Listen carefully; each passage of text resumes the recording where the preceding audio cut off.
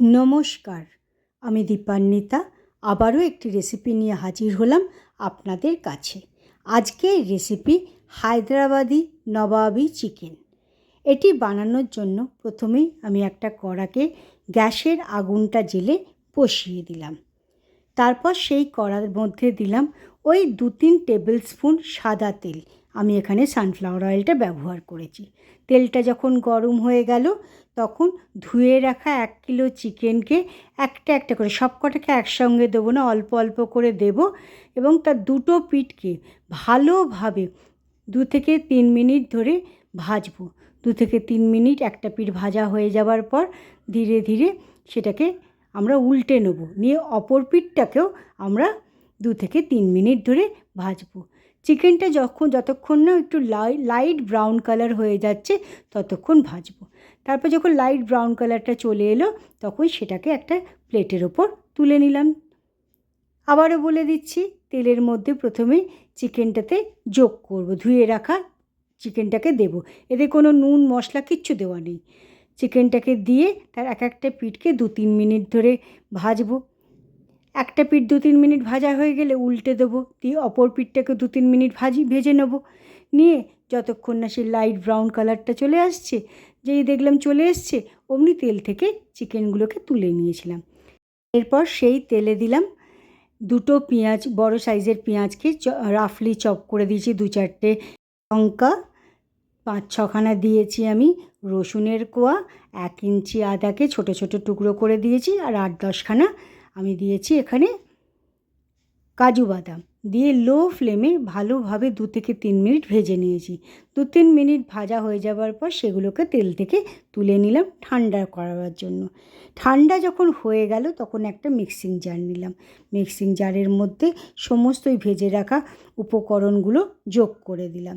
ভাজা উপকরণগুলোকে যোগ করে দিয়ে যে তেলটা প্লেটের মধ্যে ছিল সেই তেলটাকে দিলাম এবং 2-3 টেবিল স্পুন জলও আমি যোগ করেছি, করে ঢাকনাটা ভালোভাবে লাগিয়ে নিয়ে বেটে নিলাম। আমাদের সেই পেঁয়াজ বাটাটা তৈরি হয়ে গেছে। আবারও চলে এলাম গ্যাসের কাছে। এবারে গ্যাসের আগুনটা জ্বেলে দিয়ে সেই চিকেন ভাজার তেলের মধ্যেই একটা তেজপাতা, 2টো শুকনো লঙ্কা, 1 ইঞ্চির একটা দালচিনি, আর ওই 2-3টে দিয়েছি আমি ছোটো এলাচ, আর 3-4খানা দিয়েছি লবঙ্গ, দিয়ে তার সাথে দিলাম 1 টিস্পুন লাল লঙ্কার গুঁড়ো। আমি এখানে কাশ্মীরি লাল লঙ্কার গুঁড়োটাই ব্যবহার করেছি। তারপর 1-2 মিনিট লো ফ্লেমে ভালোভাবে সেটাকে নাড়াচাড়া করে নিলাম। নাড়াচাড়া করা হয়ে যাবার পর যে পেঁয়াজ বাটাটি রেখেছিলাম সেই পেঁয়াজ বাটাটি সেই তেলের মধ্যে যোগ করে আবারও 2-3 মিনিট ভালোভাবে কষাতে থাকলাম। 2-3 মিনিট কষানো হয়ে যাবার পর 1 কাপ জল, আমি এখানে মিক্সি ধোয়া জলটাই ব্যবহার করেছি, দিয়ে তাকেও ভালোভাবে গ্রেভির সাথে মেশাতে লাগলাম। যখন তার ওপর থেকে দেখলাম তেলটা ভেসে উঠেছে তখন স্বাদ অনুসারে নুন, 1 টিস্পুন জিরে গুঁড়ো দিয়ে আবারও সেটাকে ভালোভাবে নাড়াতে থাকলাম। ভালোভাবে কষিয়ে নেবার পর যখন 2-3 মিনিট ধরে আমি কষিয়েছি এখানে, আবারও যখন তেলটা উঠে এলো এবং একটা ফুট চলে এলো তখন তার মধ্যে দিলাম 2-3 টেবিল স্পুন টক দই। টক দইটা যখন দেবেন সবসময় কিন্তু ফ্লেমটাকে লোতে রাখবেন। এরপর দিলাম 1 টিস্পুন চিনি। চিনিটা আপনারা দিতে পারেন, নাও দিতে পারেন। দিয়ে লো ফ্লেমে সমস্ত উপকরণগুলোকে ভালোভাবে কষিয়ে নিলাম। তারপর 1-2 মিনিটের জন্য একটা ঢাকনা দিয়ে দিলাম। 1-2 মিনিট বাদে ঢাকনাটাকে খুলে নিয়ে আবারও কিছুটা কষিয়ে নেবার পর যে ভেজে রাখা চিকেনগুলো রেখেছিলাম সেই চিকেনগুলোকে যোগ করে দিলাম গ্রেভির মধ্যে। গ্রেভির সাথে চিকেনটাকে ভালোভাবে মিশিয়ে নেবার পর একটা ঢাকনা লাগিয়ে দিলাম ওই 15 থেকে 20 মিনিটের জন্য। চিকেনটা তো ভাজা আছে, সেদ্ধ হতে বেশিক্ষণ সময় নেবে না, ফ্লেমটা কিন্তু অবশ্যই লোতে রাখবেন।